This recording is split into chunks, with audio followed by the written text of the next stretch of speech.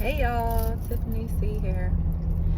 So, I was a part of a conversation uh, today, or this earlier today, about how parents are, or like parents that are, or new parents, or parents that like really like take soul pride in like the child's development. Um, have like are self-conscious of their child's development, and by that, like, an example is, oh my gosh, my baby or so and so's baby is walking, and they're only 8 months or 9 months. Why is my baby not walking at 8 or 9 months? So the comparing factor. And so I was thinking to myself, like, goodness, everybody wants their babies to start walking at like 5 and 6 months. But do you really take into account like the back end responsibilities once that child starts walking?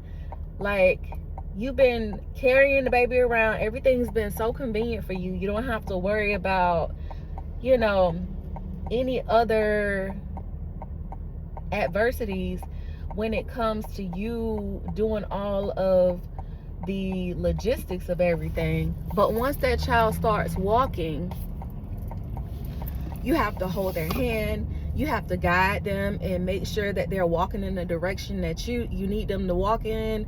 Like, make sure they're not running out in the middle of the road. Like, you have all of these extra responsibilities.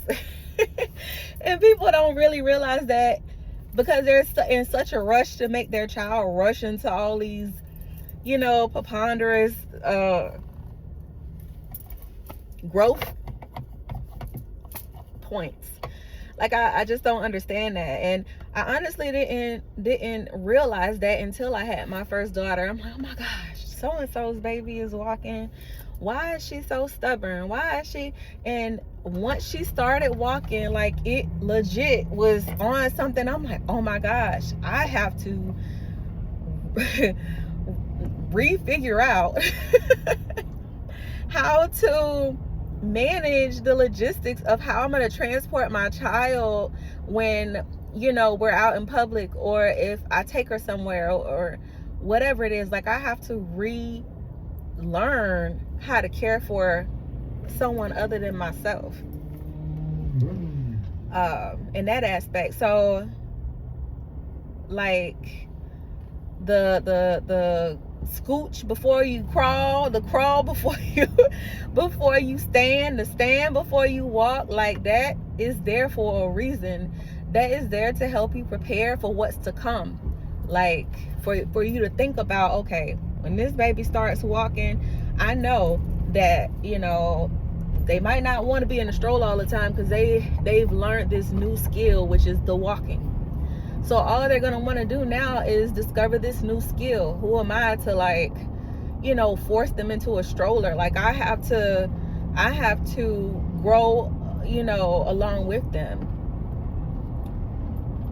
So yeah, that was a really in-depth conversation that I had earlier today, and I just thought it was funny, and I wanted to share. No, not so much as funny. I mean, it's kind of funny, but also intriguing, to see, like, the different answers that people threw out there, and how no one really realized that that's an added on responsibility once they pass that part of their development. Like, with development comes more responsibility. And yeah, a lot of people really don't realize that.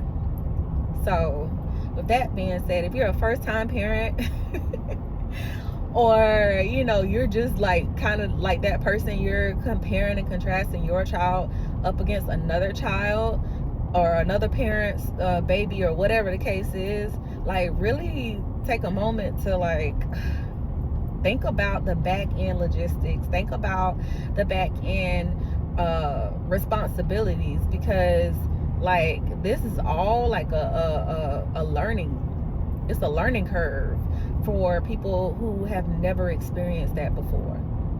It really is.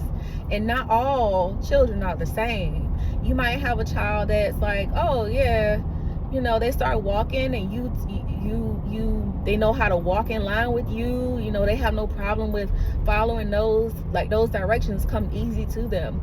But then you have another child, you might have another child where that child is like, you know, like extremely adventurous, like they just want to see and do and whatever, all the things, and you have to like figure out like how to deal, like how to adjust fire. So I am out of breath, but I hope that helps someone in some kind of way, and I hope everybody is having a great and amazing day. So I'll see you in my next video. Ciao.